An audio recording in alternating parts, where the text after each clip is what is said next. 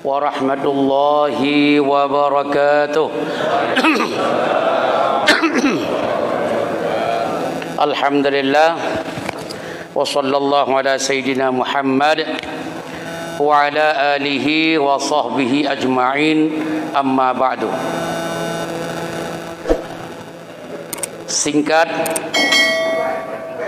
mengingat waktu yang kami hormati, seluruh yang hadir,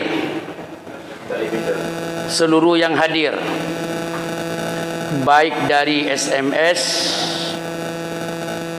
atau dari jamaah atau dari instansi pemerintah, tanpa kecuali Abu, Abi, Abah, Abun, Abati, Pulau, Walid, Walidi, Pulau, dan yang Tuan Guru Bentah Mahli ke Tatlu, dan seluruhnya. Nyan Banjarulun Tuan, saya angkat salut. Bukan saya angkat salut biasa apa-apa.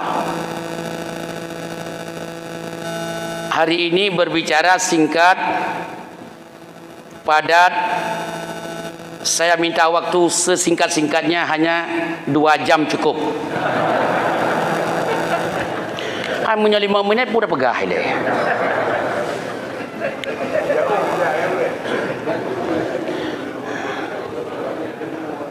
Lung pegah bahasa Aceh. Bagi telefon lun kang til haji mu jo wate. Untuk kena baru ikun betrip-trip 23 tu. Orang Aceh enggak usah dilawan Aceh. Ingin saya sampaikan hari ini, harus kita jawab semua. Yang jawab tentu bukan saya. Rasulullah biar menjawabnya. Kalau saya tidak bisa menjawab, pertanyaan besar, siapa yang akan bertanggung jawab?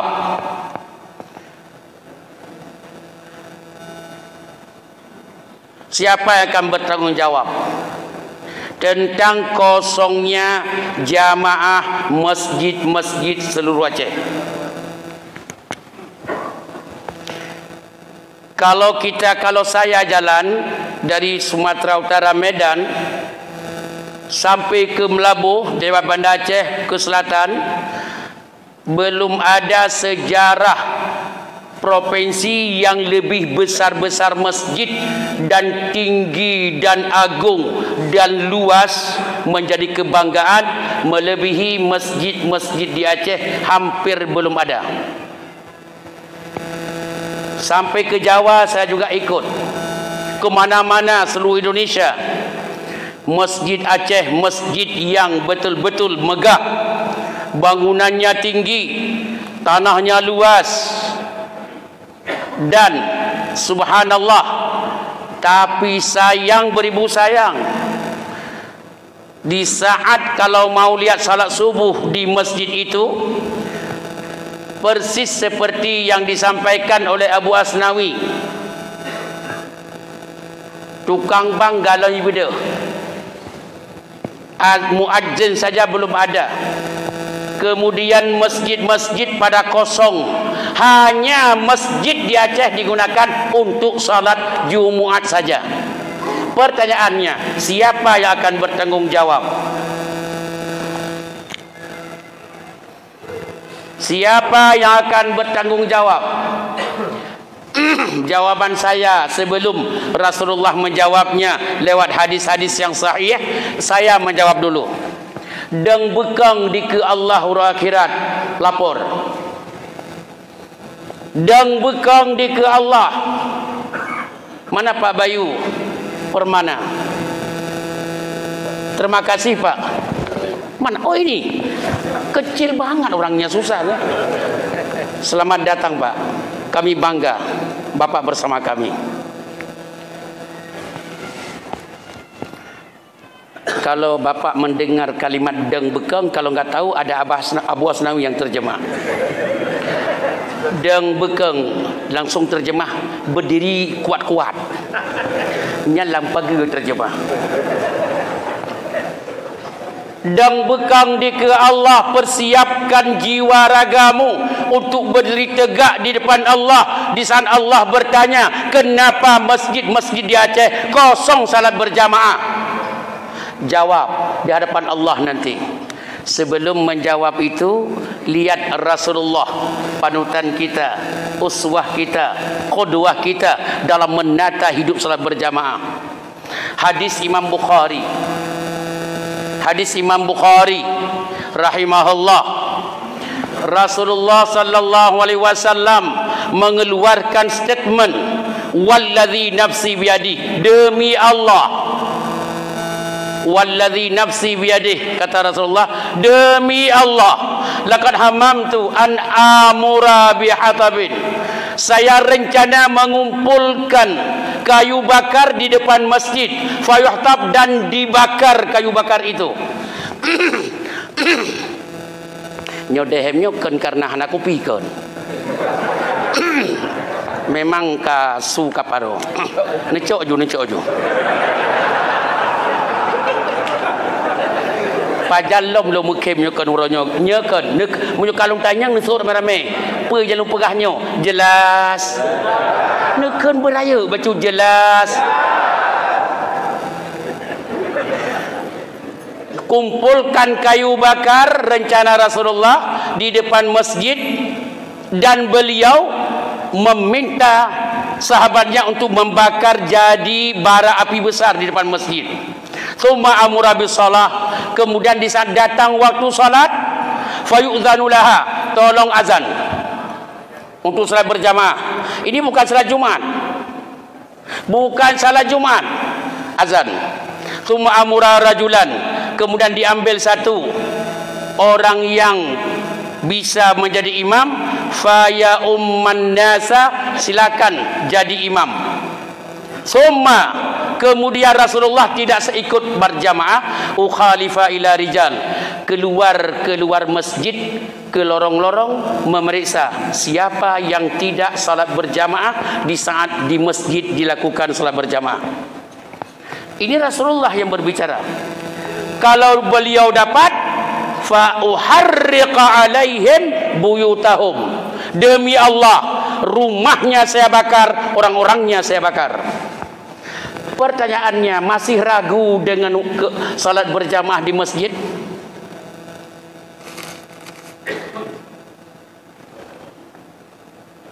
Yang kopi beklam ke?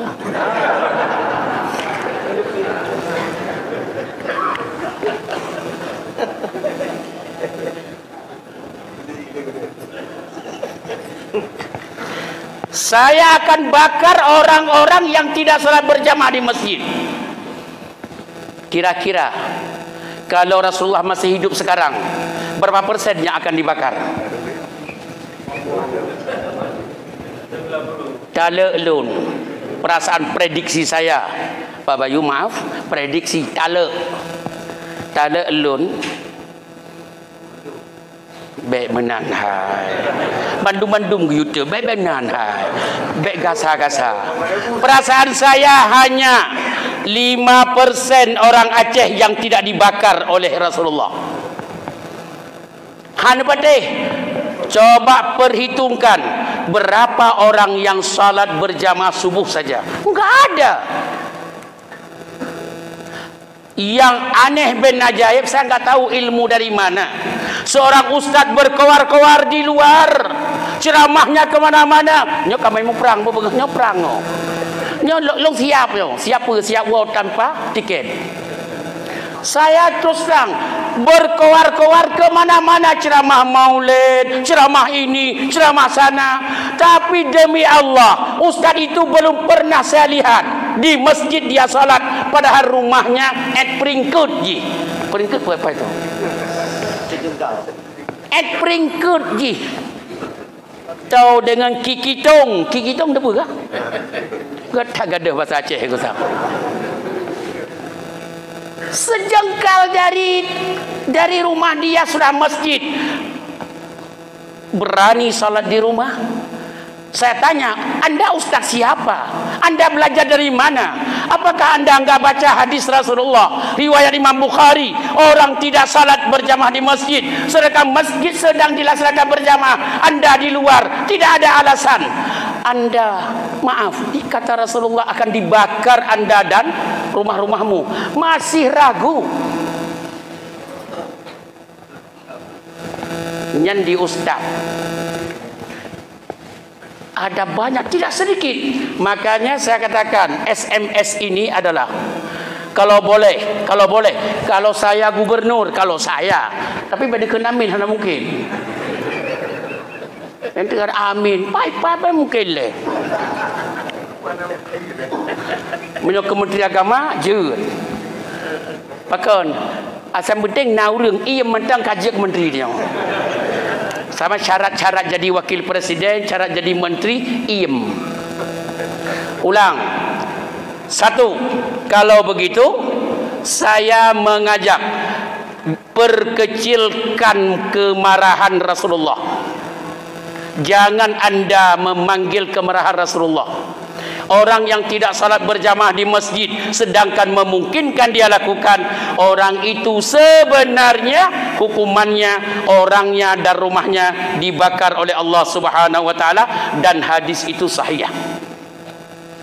Belum tanya ngilai, yang pun tahu. Jelas. Yang kedua, Abdurrahman bin Auf, konglomerat sahabat Nabi, Abdurrahman bin Auf. Beliau mengatakan begini di dalam Sunan Ibnu Majah, kata beliau, innallaha wa malaikatahu yusalluna ala saffil awal. Menyo dalam Quran, innallaha wa malaikatahu yusalluna ala nabi.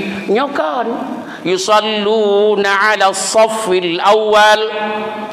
Allah dan malaikat-malaikat Allah gemeselawat, Allah yang meselawat, dan malaikat Allah kepada jamaah masjid yang di saf pertama. Jangan tersinggung kalau Anda dapat saf yang kedua. Sedangkan saf kedua saja hampir tidak dapat secara hadis sahih ini, apalagi yang safnya di belakang, apalagi memang hanase. Di mana? Oh, parkirkan tengah gejat gewat kopi. Jawabannya, maaf, keberkahan kita dalam hidup demi Allah adalah berada di dalam salat berjamaah. Barang siapa yang jarang salat berjamaah, imannya saya yakin hampir-hampir hilang atau tipis. Tidak percaya? Dengar lagi, saya akan menyatakan dalam hadis yang lain. Kalau orang tahu bagaimana azan salat, ini Ibnu Hibban yang meriwayatkan hadis. Kalau Anda tahu bahwa salat itu penting, lau ya'lamun nasu ma fin nida wa fi saffil awal. Kalau kita semua tahu betapa indah dan besarnya pahala di saf pertama itu dan di azan itu, tsumma la yajidu, kemudian begitu kita masuk masjid, saf pertama sudah penuh. Pengumuman dari SMS mengatakan, siapa yang mau saf pertama harus bayar 100.000. 100.000, 500 Anda bayar. 500 1 juta Anda bayar. Yang penting aku masuk saf pertama. Kenapa?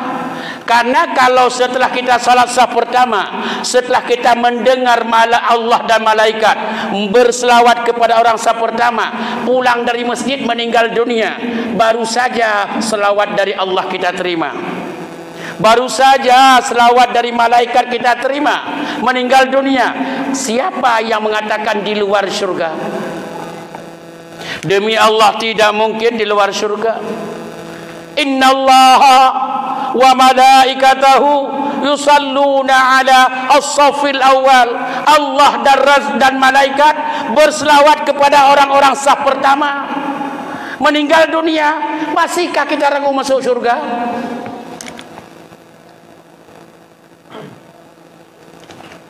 bandingkan masjid dikumandangkan azan di salat, dikatanya muat lagi gasing putus talawa. Gimana terjemah gasing putus talawa?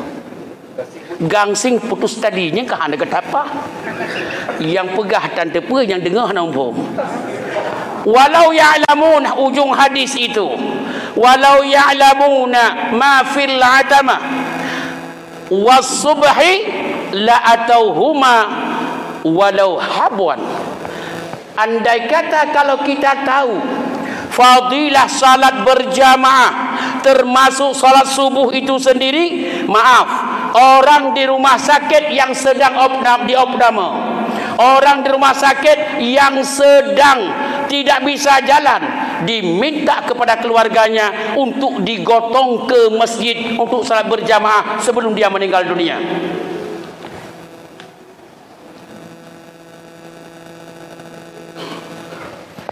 Begini,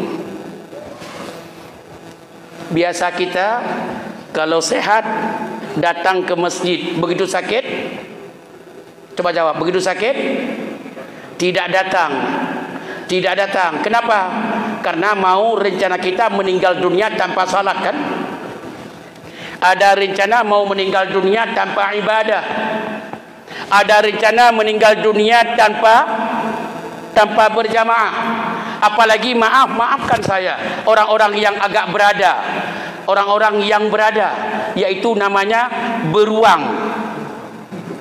Apalagi beruang, orang-orang yang beruang,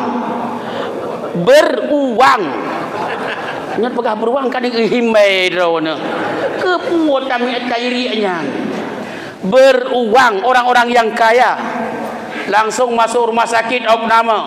Carinya apa? Enggak mau yang kelas 3, kelas 2 kagak mau, kelas 1 kagak mau, maunya VIP. Enggak, VIP enggak, VIP. Apa yang ada dalamnya? Pertama, azan enggak kedengaran, suara TV di dalam, suara TV iklan. Paha yang sebenarnya dia terbuka di rumah dibuka untuk dia. Dia sebelum meninggal dunia nonton TV sepuas-puasnya.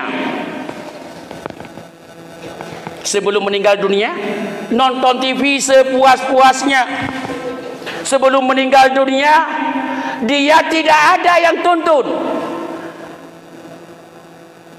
Padahal di rumahnya ada tukang kebun dibayar 3 juta sebulan, ada sopirnya dibayar 3 juta sebulan, ada ini, semuanya ada, sampai tukang gesak bajai leher juta sebulan.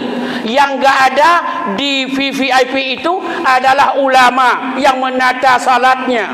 Makanya orang sakit, orang-orang beruang, rata-rata, ini bukan semuanya ya, rata-rata enggak salat zuhur, enggak salat asar, enggak salat maghrib. Kenapa? Ke Nur Aceh jarum gantung. Apa jarum gantung? Impus. Apa impus? Jarum gantung. Pas Aceh. Infus alasannya, jawabannya, berarti Anda mau mati menghadap Allah tanpa ibadah, mau mati menghadap Allah tanpa salat, mau mati menghadap Allah tanpa yang menuntun. Padahal uang Anda mau kemana? Ambil orang tukang kebun pecat 3 juta kasih sama kedrona be. Kasih ke SMS, kata orang SMS, tolong kata Anda giliran datang ke rumah sakit, Anda jadi imam, dia lagi tidur di atas ranjang pesakit, Anda jadi imam salat zuhur, asar, maghrib, isya, subuh, berdoa pakai bahasa Aceh karena dia tidak bisa bahasa Arab. Kaunya hangkli yang bukan purik kan ipulan dalun. Okey. Kalau ada orang yang menuntun di dalam kamar kita ini, maaf ya, tidak bisa berbicara lagi, cuma bisa mendengar. Orang beruang tadi orang kaya, hanya dia karena ada uang dia salah gunakan, dihadirkan ulama untuk menata selama dia sakit, berjamaah 24 jam. Setelah berjamaah dia baca begini doa, Ya Allah, tolong yang sakit dengar dan ucapkan. Dia nggak bisa mengucapkan, bisa mendengar dan dengan hati. Ya Allah, bertahun-tahun Engkau berikan aku sehat. Dia amin. Sekarang Engkau telah memberikan penyakit. Yang aku mohon kepadamu, ya Allah, bukakan pintu kepadaku, pintu kesehatan. Kembalikan kesehatanku, ya Allah. Dia mulai menangis. Terus dia bisik, ya Allah, kalau selama ini aku berdosa, ampunilah dosaku. Orang itu menangis. Kita sadari orang yang sakit itu sampai dia sadar. Setelah keluar dari rumah sakit, mudah-mudahan sehat, dia akan masuk ke masjid beribadah. Kenapa selama ini pulang rumah sakit belum ada yang ibadah? Jawabannya karena menata rumah sakit salah. Rumah sakit hanya perawat, di perawatnya pita di semayang kengkasan natmat cantik beuna. Izin berbicara. Maka saya katakan bapak-bapak yang punya uang sekarang bergabung dengan SMS, tidak boleh tidak beribadah dan tidak boleh tidak salat berjamaah sehari semalam 5 waktu. Jangan kita mendaftarkan diri salah satu orang yang harus dibakar rumah kita dan salah satu orang yang harus dibakar kita dan rumah kita oleh Rasulullah sallallahu alaihi wasallam. Salat berjamaah. Maka saya tanya sekarang, dari mana mazhab apa? Nyok kamu mulai serang. Nyok bola masuk gang. Mazhab yang mana? Mazhab yang apa Anda ikuti selama ini? Dengku yang mana Anda ikuti selama ini? Yang selama ini jarang ke masjid. Dengku dah yang pegahnya. Nyau hadi. Kalian tu dengar baik-baik. Imam Nafi'. Nafi' itu adalah Imam Nafi' itu adalah tabi'in. Mendengar hadis bahasa ini dari Ibnu Umar. Kata Ibnu Umar begini, kunna idza dengar SMS dengar. Kunna idza faqadnal insana, kalau kami dalam jamaah ada satu orang yang tidak salat subuh. Waktu SMS kita lihat, nyo tengkunya hana teruk ke? Bapak ini enggak datang. Bapak ini enggak hadir. Idza faqadnal insan fi salati subuh, nyok kata Ibnu Umar radhiyallahu anhu, wal isya, dan tidak ada dalam saf salat isya, asa'na bihi zan, kami semua jamaah berburuk sangka kepada orang itu. Pakai kibar di sana. Lu kalau benda, pilih putih ke dia. Baju tak nak pindah. Lu tarik ju. Kaji nak baju tak.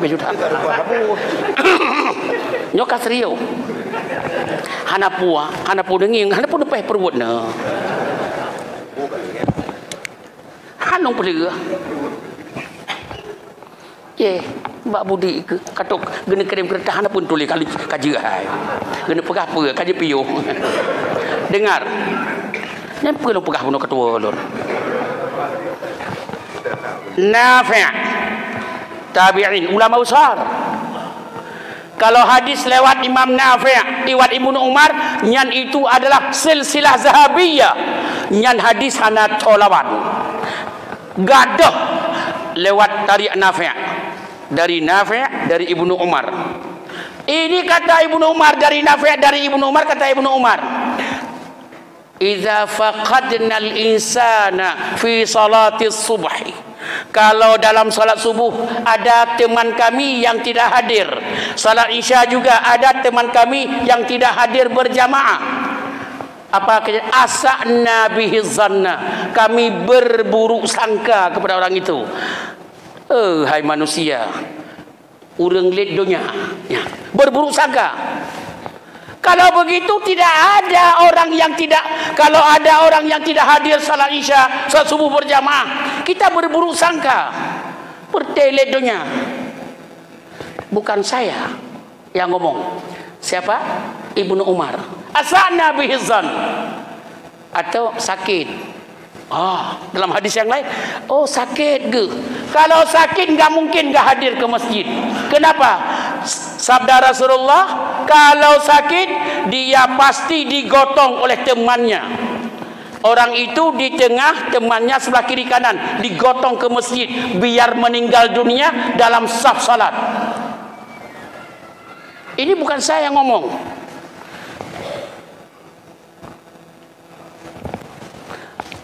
Makanya lu main laptop ini pergi atalung. Demi Allah saya katakan sekali lagi, mau mendapat husnul khatimah, penuh masjid dengan salat berjamaah. Apalagi kalau bisa kita makmurkan SMS, kemana dia pergi ikut. Tolong panitia, ketua panitia saya panggil. Kalau Abu Aslam nggak usah dipanggil, memang di samping. Saya kalau ada di Aceh, setiap ada saya di Aceh, tolong saya di WA. Di mana kita kumpul pagi ini? Siap.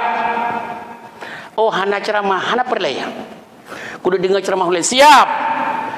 Jika perlu kalau Bapak Bayu Permana ada masih di Aceh, saya siap dengan beliau. Nyok keleke Pak bah.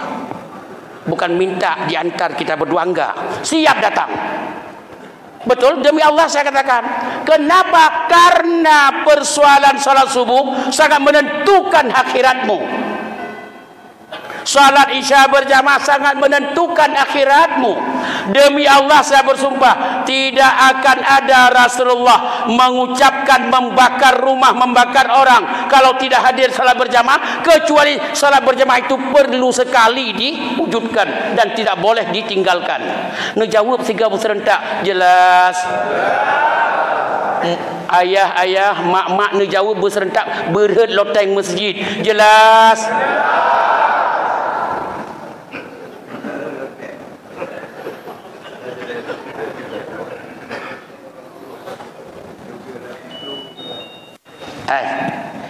Saya ulang sedikit yang saya sampaikan di Arun sebagai penutup. Sebagai penutup. Dengar baik-baik. Hadis riwayat Imam Muslim. Rasulullah menawarkan kepada kita, nyo ne kulang ija lam puncong ija ne tamang atau ne kabom ben pelia. Sampai meninggal dunia jangan terpisah kalimat ini dengan Anda. Imam Muslim meriwayatkan hadis dari Abi Hurairah. Penutup ya. Pada pegang penutup, mah kagak beda henteu. Ini penutup nih. Rasulullah SAW berkata, ala adullukum ala ma yamhullahu bihil khataya. Mau tidak kalian umatku, saya berikan trik-trik untuk penghapusan dosa. Trik-trik untuk menghapus dosa. Tolong pegang kalimat, khusus yang tua-tua, yang udah lanjut usia, bukan tua, tidak muda lagi. Ono kem ka bengeh go. Ala adullukum, boleh enggak saya berikan kepada anda ma yamhullahu bihil khataya, yang trik-trik yang dapat menghapuskan dosa kalian. Mau tidak? Kan kata Rasulullah ke sahabat, hai aku pikir kita semangat tunggunya, hai jo hadiah sabo anali om kaje uke yang dapat menghapuskan dosa. Tanya Rasulullah kepada sahabat, ya baru jawaban sahabat mau. Coba jawaban sahabat nyan baru apa? Mau, bala mau ya Rasulullah. Qala Rasulullah, wisi gluyung ke kena bacun ke Rasulullah. Kata Rasulullah, dengar baik-baik. Pertama, isbaghal wudu. Tolong ambil wudu salat, tapi bukan ambil wudu sembarangan. Pakai semua sunat-sunat wudu yang ada di wudu itu, gunakan. Betul-betul wudu. Bagaimana betul-betul wudu? Contoh, buka keran airnya kecil. Itu isbaghul wudu. Anda cuci tangan dan seterusnya, cuci muka 2 tangan begini. Jangan. Jarau likutnya. Nyok kata buat uduk lah. Coba ulang kembali, lihat uduk sunat-sunatnya. Gunakan itu. Itu salah satu trik yang disampaikan oleh Nabi untuk penghapusan dosa. Jawab serentak. Jelas. Rah kaki, jangan begini. Buka keran. Buka keran. Ngamangat ngan palai tapeh batu. Kau pengen pakan hana gosok. Tolong gosok-gosok. Cuci sampai ke betismu. Astagfirullahaladzim. Ben apa pengen lo bengah-bengah.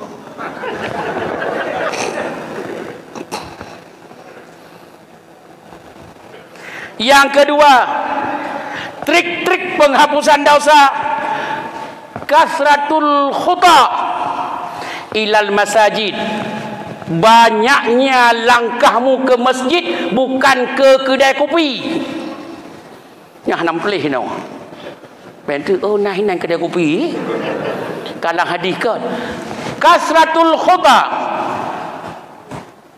Pulang lah di rona. Banyaknya langkahmu ke masjid.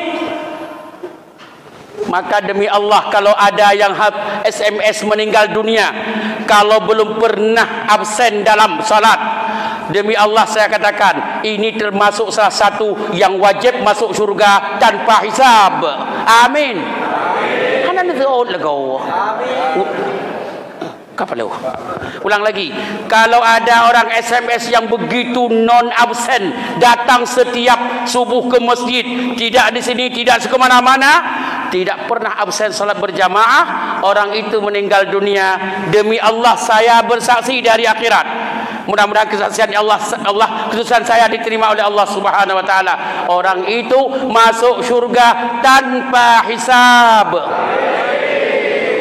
Kan berkisah orang ini emas 24 karat yang hadir ini.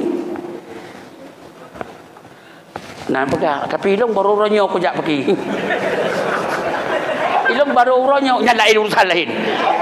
InsyaAllah lanjutkan. Mudah-mudahan sehat terus. Amin.